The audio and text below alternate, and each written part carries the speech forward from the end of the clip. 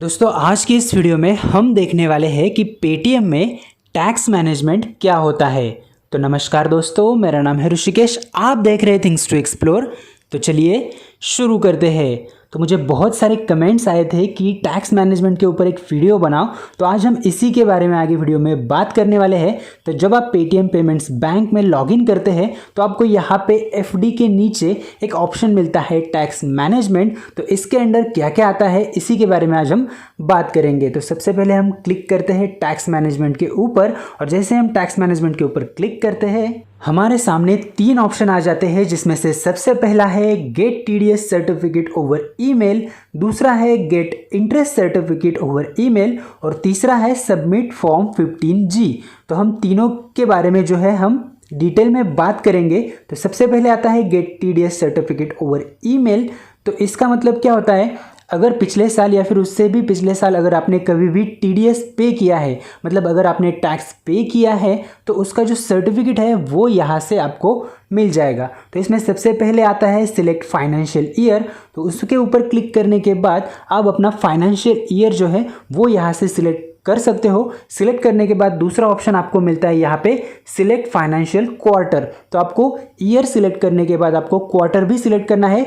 तो नीचे क्वार्टर्स दिए गए हैं, उनमें से एक क्वार्टर जो है वो आपको सिलेक्ट करना है। और सिलेक्ट करने के बाद यहाँ पे सबसे लास्ट में और एक ऑप्शन आपको मिलता है ईमेल आईडी। तो यहाँ पे जो है मेरा बाय डिफ़ॉल्ट ईमेल आईडी दिखाई दे रहा है। अगर आपको इसको चेंज करना है तो आपको सिंपली इसके ऊपर क्लिक करना है। उसके बाद जो है आप ईमेल आईडी चेंज कर सकते हो और उसके बाद आपको कंफर्म बटन के ऊपर क्लिक करना है। तो यहाँ पे एरर दिखा रहा है, वो इसलिए दिखा रहा है क्योंकि पिछले साल या फिर उससे भी पिछले साल में मेरा कोई भी टैक्स जो है वो डिडक्ट नहीं हुआ था, इसलिए वो यहाँ पे एरर दिखा रहा है। तो इसके ऊपर हम सिंपली ओके कर देते हैं और वापस चलते हैं बैक जाने के बाद मैं आपको दूसरा ऑप्शन जो है उसके बारे में भी जानकारी दे देता हूँ। तो फिर से टैक्स मैनेजमेंट के ऊपर क्लिक करते हैं, नीचे आता है get interest certificate over email. तो मान लीजिए अगर आपको कुछ इंटरेस्ट मिला है पेटीएम एफडी से, तो यहाँ से जो है उस इंटरेस्ट का सर्टिफिकेट भी आप डाउनलोड कर सकते हो। तो यहाँ पे भी आपको ऑप्शन मिलता है सिलेक्ट फाइनेंशियल ईयर का। तो आपको फाइनेंशियल ईयर यहाँ से सिंपली सिलेक्ट कर लेना है। तो यहाँ पे फाइनेंशियल ईयर मैंने सिलेक्ट कर लिया। उसके बाद ईमेल आईडी का ऑप्शन सेम रहेगा, अगर आपको चेंज करना है तो कर सकते हो।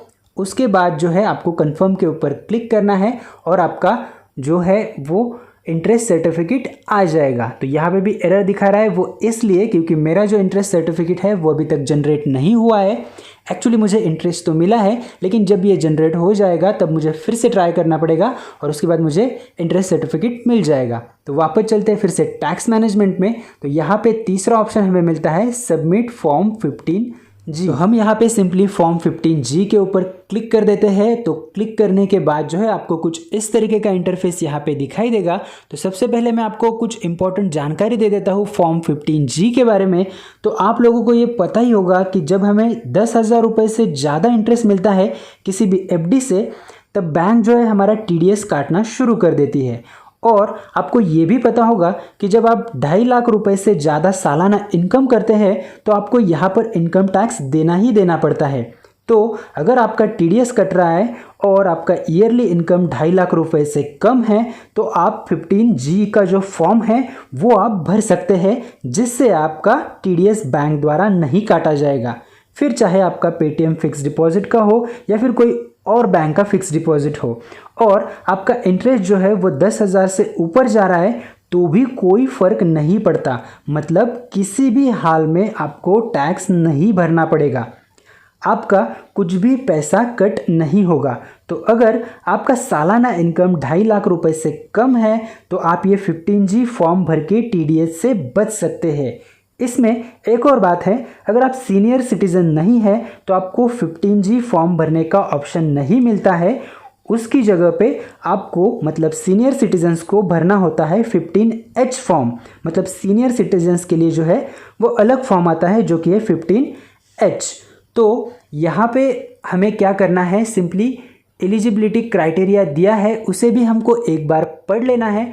तो सबसे पहला क्राइटेरिया यहाँ पे दिया गया है कि आप जो है 15G का फॉर्म अगर भर रहे हैं तो आपकी उम्र 60 साल से नीचे होनी चाहिए। दूसरा क्राइटेरिया ये है कि आप इंडियन रेसिडेंट होने चाहिए। तीसरा क्राइटेरिया ये है कि आपके पास वैलिड पैन कार्ड होना चाहिए। चौथा क्राइटेरिया ये है कि आपका जो टोटल इनकम है तो उसका जो टैक्स कैलकुलेट किया गया है वो नील होना चाहिए। और पांचवा जो है तो वो यहाँ पे लिखा है कि आपका जो इनकम है वो 2.5 लाख रुपए से नीचे होना चाहिए। तो अगर आप ये सारे क्राइटेरिया फुलफिल करते हो तो आपको सिंपली नीचे जो प्रोसीड का बटन दिया गया है उसके ऊपर आपको क्लिक करना है। क्लिक करने के बाद आपका फॉर्म 15G यहाँ पे ओपन हो जाएगा। ओपन होने के बाद यहाँ पे सबसे ऊपर की तरफ आपको आपका फुल नेम देखने को मिलेगा। उसके बाद आपको आपका पैन कार्ड नंबर भी देखने को मिलेगा। और उसके नीचे की तरफ जो है अगर आपका पिछले 10 साल का इनकम टैक्सेबल लिमिट से ऊपर है तो यहाँ पे आपको यस और नो में जवाब देना है। तो अगर आपका पिछले 10 साल का जो इनकम है वो टैक्सेबल लिमिट के ऊपर गया ही नहीं है, मतलब 2.5 लाख से ऊपर नहीं गया है, तो आप नो कर दीजिए। अगर गया है तो आपको यस करना होगा। यस करने के बाद आपको latest year of ITR filling, मतलब आपने जो इनकम टैक्स रिटर्न है वो कब भरा था उसका जो ईयर है लेटेस्ट वो आपको मेंशन करना है।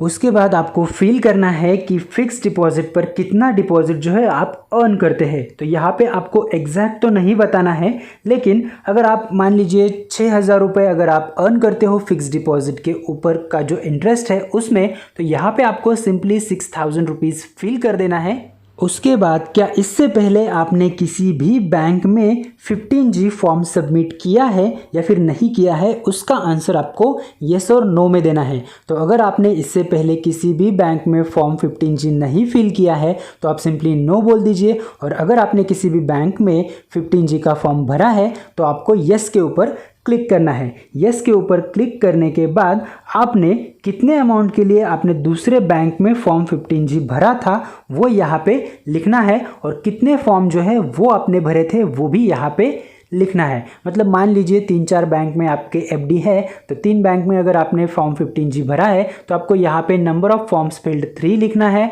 और उसके नीचे जो है टोटल अमाउंट 15G के लिए आपने कितने अमाउंट के लिए फॉर्म भरा था वो अमाउंट यहाँ पे डाल के आपको सिंपली सबमिट बटन के ऊपर क्लिक करना है। तो कुछ इसी तरीके से जो है आप अपना form 15G Paytm payments bank में सबमिट कर सकते हो। तो दोस्तों मुझे उम्मीद है आज की इस वीडियो में आपको ये समझ में आ गया होगा कि टैक्स मैनेजमेंट कैसे करते हैं पेटीएम पेमेंट्स बैंक में। तो दोस्तों मुझे उम्मीद है आज की ये वीडियो आपको समझ में आ गई होगी। अगर आपका कोई सुझाव है तो आप नीचे कमेंट कर सकते हो। अगर आपने वीडियो को अभी तक लाइक और शेयर नहीं किया है तो लाइक भी करना, शेयर भी करना, और चैनल को सब्सक्राइब करना मत भूलना, क्योंकि मैं आपके लिए हमेशा ऐसी वीडियोज़ लेकर आता रहता हूँ। तो बस फिलहाल वीडियो में इतना ही। जय हिंद, वंदे मातरम।